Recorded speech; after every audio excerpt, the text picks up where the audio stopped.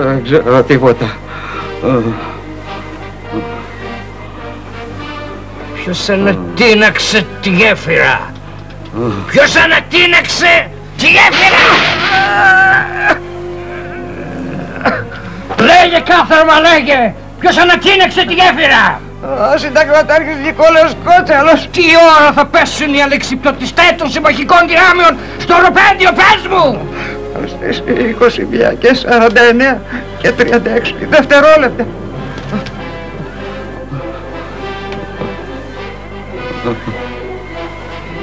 Ποιος ηγείται της αποστολής? Ο πτέραρχος της ΡΑΦ, Σερ Ρίτσαρντ Νότσμπουν.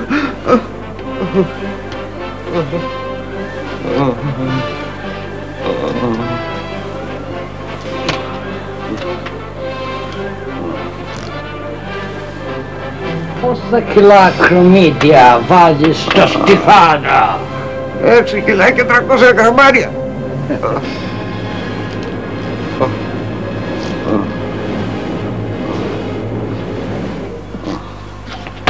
Ποιος ανακάλυψε την πενικρίνη? Ο Φλέμινγκ. Πόσα γλάντια βάζει ο σάκος? 34.